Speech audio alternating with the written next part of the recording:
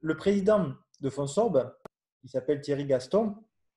C'est pas sans rappeler le nom d'un certain joueur, non? Bonjour, Donc, on a le vous plaisir de voir m'entendez? Hugo Gaston, du coup, son fils, qui vient nous rendre visite là pour ce live-là. Si tu étais venu, Hugo, la semaine dernière, on était plus de 70. Ça aurait eu encore plus d'impact. Ah ouais? Non, Vous non, m'entendez là? ouais, mais pendant, Ah ok, ok. pendant ce confinement, on va pouvoir faire quelque chose ensemble avec toi aussi, hein. Donc, ça va être bien ça. Ah ouais, ouais, ouais.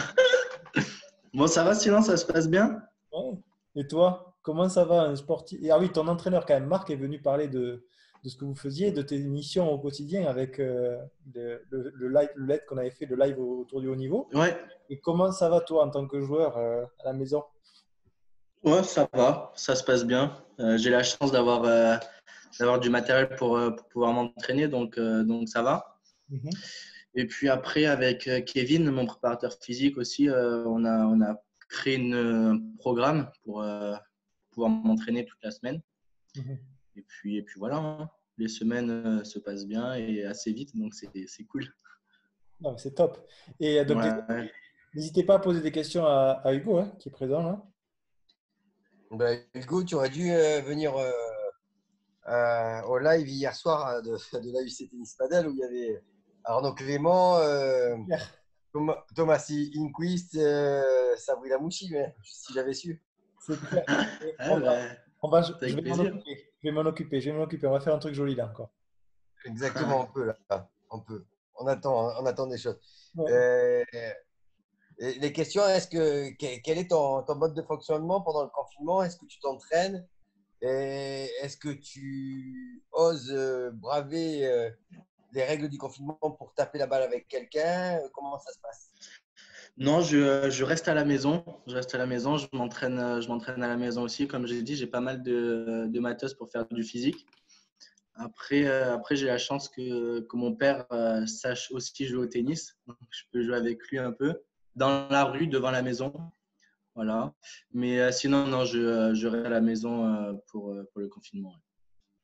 Ouais. Et est-ce que tu suis un peu les lives sur Insta des joueurs de tennis, des top players? Ouais, j'en regarde de temps en temps, pas un entier, mais ouais, je regarde un peu, ouais, et je trouve que c'est intéressant d'écouter un peu ce qu'ils se disent, ouais. Je trouve ça Ouais, sympa. si t'écoutes Père et Wawrinka, je sais pas si c'est hyper intéressant. Ouais, franchement, ils disent des choses pas bêtes, hein, des moments, bon, c'est sûr, ils rigolent, mais il y a des choses qui sont intéressantes hein, Ah dans, non, dans ce c'est qu'ils clair, disent. c'est clair. Mais bon, ce que tu vois en best-of sur les réseaux. Non, c'est sûr, c'est sûr, c'est sûr. Bon, ouais, Clément, t'as ouvert le micro. Dommage de ne pas en profiter, allez. C'est dommage de pas. Moi, j'ai plein de questions, hein, mais Gaz, poser des gaz. questions. Moi, j'ai une question Vas-y, Malo. pour Hugo. Bon, moi, du coup, j'étais là pour parler communication, donc du coup, je vais te poser une question un peu concernant la communication. Est-ce que, du coup, est-ce que tu profites là, cette période de confinement pour peut-être mettre un peu plus l'accent sur la communication pour toi en tant que joueur? Est-ce que tu profites un peu plus de ça ou est-ce que tu fais pas plus que d'habitude? Non, pas spécialement, non. Pas spécialement plus que d'habitude. Après, je vais faire une formation avec la fédération, justement, qui D'accord. débute demain. Voilà, sur tout ce qui est communication et tout ça. Mais sinon, non, personnellement, non. Non, non. D'accord. Et qu'est-ce que d'habitude, tu es un petit peu actif déjà sur les réseaux sociaux, par exemple? Ouais, Joueur. j'ai Instagram, tout ça. Ouais, je suis actif, mais c'est normal, quoi. Ok, pas plus pendant le Ouais. confinement. Non, non, du tout. Ok. Merci beaucoup. Désolée, j'avais plus le micro. Une question, c'est assez large. On en a parlé avant de prépa mentale un peu. C'était savoir, toi, si tu pratiquais, s'il y avait des méthodes que tu préférais, que tu pratiquais davantage que d'autres, si tu pratiquais sur le terrain aussi. Ça peut être intéressant parce qu'on en a parlé aussi un peu. Et Mm. voilà. Ben, moi, je suis en contact avec une préparatrice mentale. Après ben, j'ai envie de dire, il y a chacun ses méthodes. Mais après, moi, j'ai pas vraiment de méthode, quoi. Je suis assez ouvert à tout, quoi. Donc, sur ça, je suis pas très chiant, pas très difficile. Ok. Mais non, sinon, ouais, c'est toujours important d'avoir un avis extérieur ouais, sur ça. Ouais. Ok. Comment on pourrait éclaircir ça? Est-ce que le deuxième préparateur mental, à savoir Johan, qui était présent ce soir, a une question pour Hugo et après on va clôturer, mais c'était… Ouais, j'en ai une. Ouais. Du coup, moi, j'étais à l'Open d'Australie. Je t'ai vu jouer sur, je crois que c'était Mouniard, si je me trompe pas. Ça.